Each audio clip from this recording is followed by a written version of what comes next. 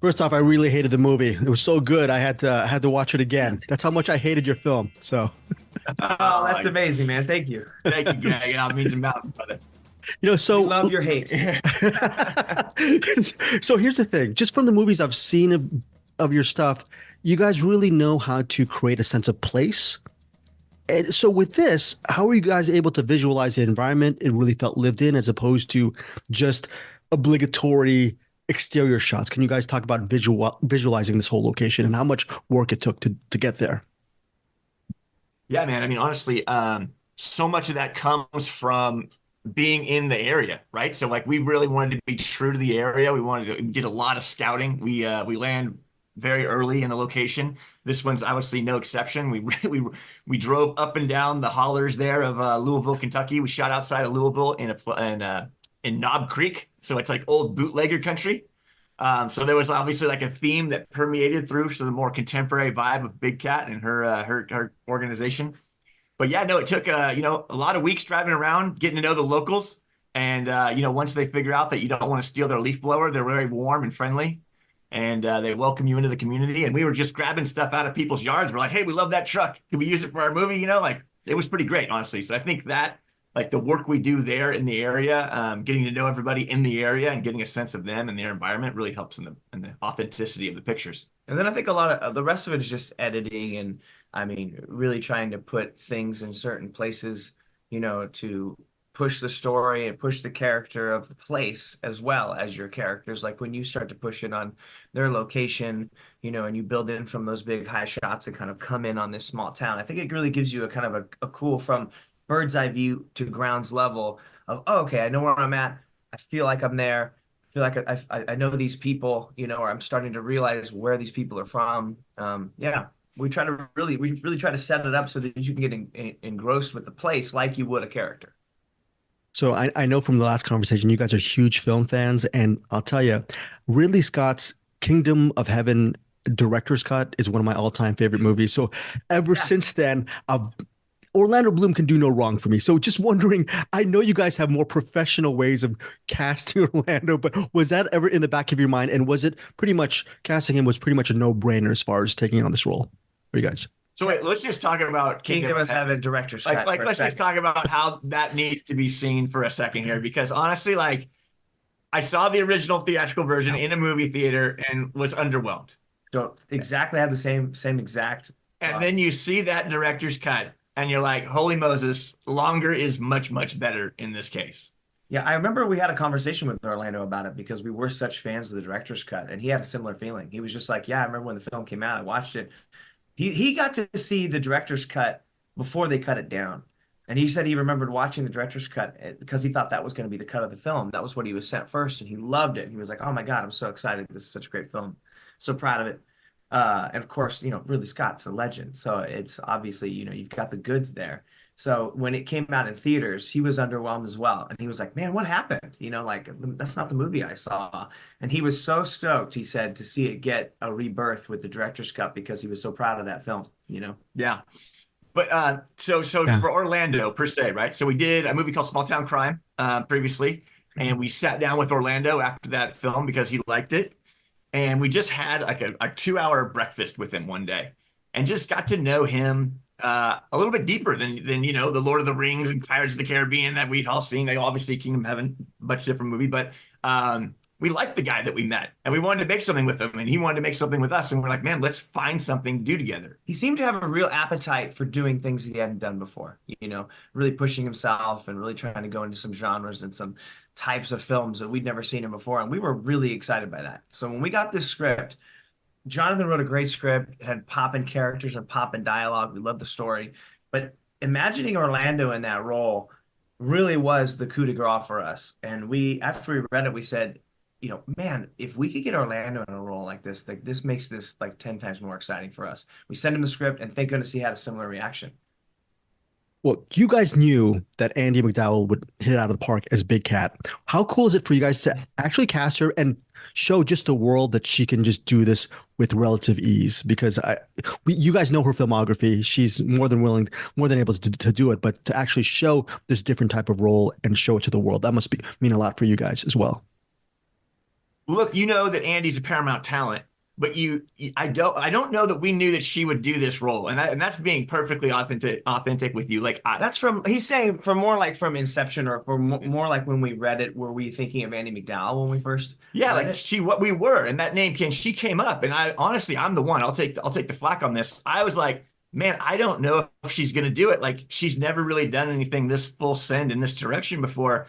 I think we might be spinning our wheels with a submission, and thankfully. Her agent read it and passed it to her, and she read it and loved it and came back to us and said, I know you've never seen me do this before, but I have this in me. Just ask my kids," was her quote to us.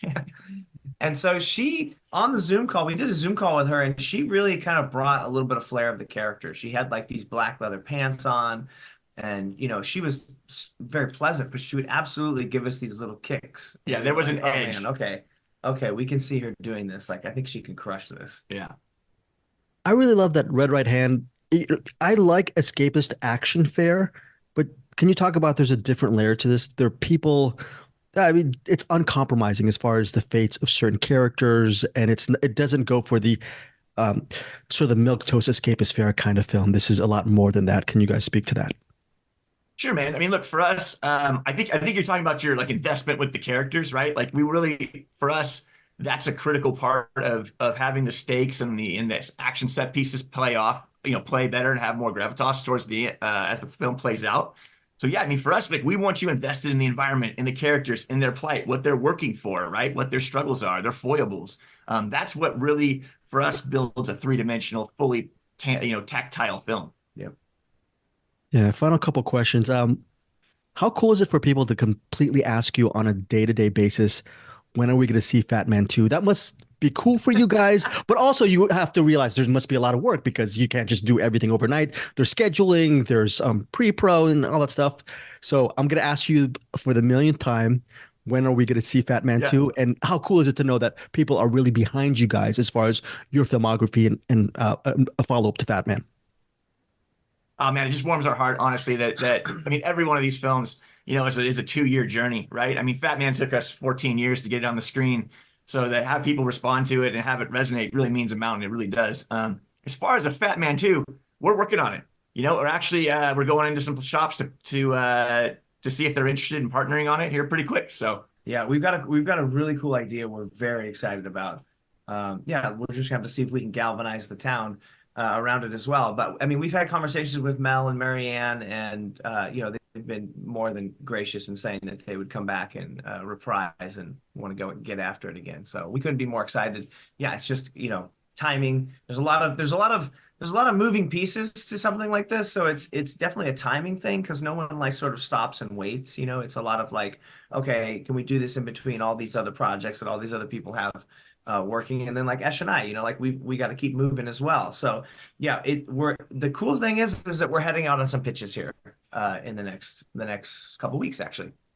Now, most everyone talks about streaming or when it's on demand, but I want to know if there's going to be a physical media release for Red Right Hand, and do you guys still collect DVDs and Blu-rays?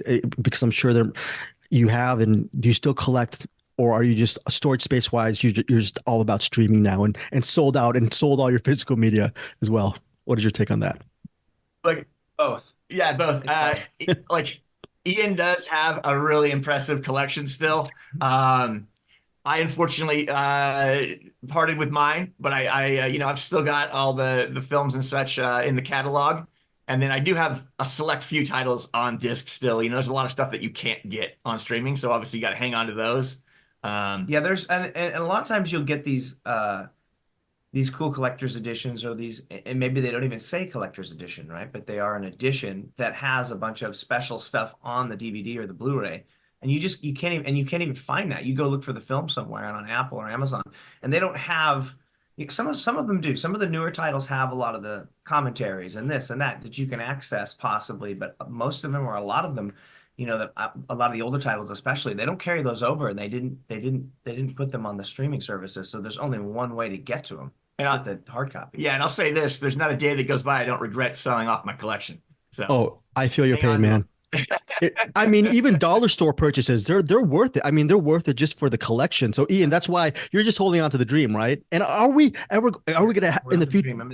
Yeah, and your stuff. Are we down the line? Do you think we're gonna have like some expanded editions of all your films, maybe in a day, as far as physical media goes? I like to hope so, and we would really like to do that with our stuff, right? And we really like picking up copies of things that do that. You know, like the 4K version of this with updated 10-year anniversary commentary, whatever. Like that stuff is awesome. Or when they do okay, we're gonna go get the cast, and you see like Arnold Schwarzenegger 25 years later talking about it. Do you see this? Oh yeah. Oh yeah, yeah. I'm clueless. Yeah. That's like a cassette, like a vintage cassette of Fatman that someone made for us. It's incredible. Oh, awesome. So amazing. That is very special. But Final question for you guys is: last time you guys both talked about your love for Army of Darkness. For our listeners, can you recommend another movie for them to see, which both of you really love, and why? Yeah. let's go. Let's see. There's an easy one. There's Predator, of course, but let me try to dive a little deeper here because it's like. I mean, I think for me, there's something about Last Detail.